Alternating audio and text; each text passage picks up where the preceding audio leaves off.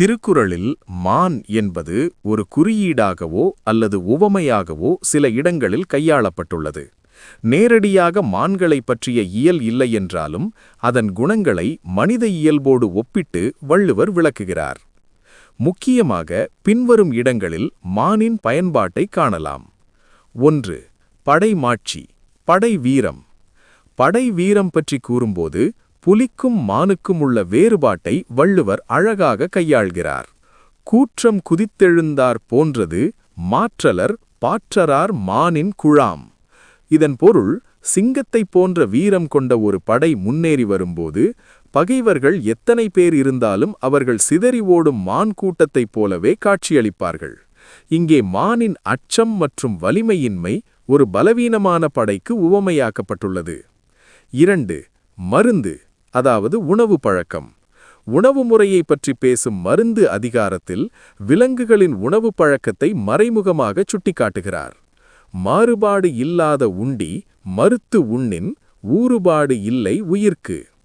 இதில் நேரடியாக மான் என்ற சொல் இல்லாவிட்டாலும் இயற்கை மருத்துவர்கள் இதனை விளக்கும்போது மான், யானை போன்ற தாவர உண்ணிகள் தங்களுக்கு ஒவ்வாத உணவை உண்ணாததால் நீண்ட காலம் நோயின்றி வாழ்கின்றன என்பதை சான்றாக கூறுவர். 3. காமத்துப்பால், தலைவியின் கண்கள். தலைவியின் அழகை வர்ணிக்கும்போது மானின் மருண்ட பார்வையை வள்ளுவர் உவமையாக்க பயன்படுத்துகிறார். பிணை ஏர் மடநோக்கும் நாணும் உடையாள் கணிகையர் திலகமென.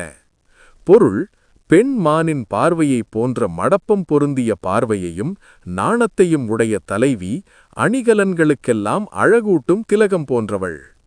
சுருக்கமாக, திருக்குறளில் மான்கள் 2 விதமாக பயன்படுத்தப்பட்டுள்ளன. வீரத்திற்கு எதிராக, அச்சத்தோடு ஓடும் கூட்டத்திற்கு உவமையாக, அதாவது பகைப்படை. அழகிற்கு சான்றாக, தலைவியின் மருண்ட அழகான பார்வைக்கு உவமையாக.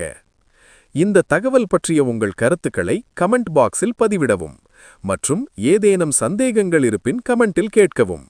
மேலும் இதுபோன்ற தகவல்களை அறிய எங்கள் வழிநெடுக சேனலை சப்ஸ்கிரைப் மற்றும் லைக் செய்யவும். நன்றி.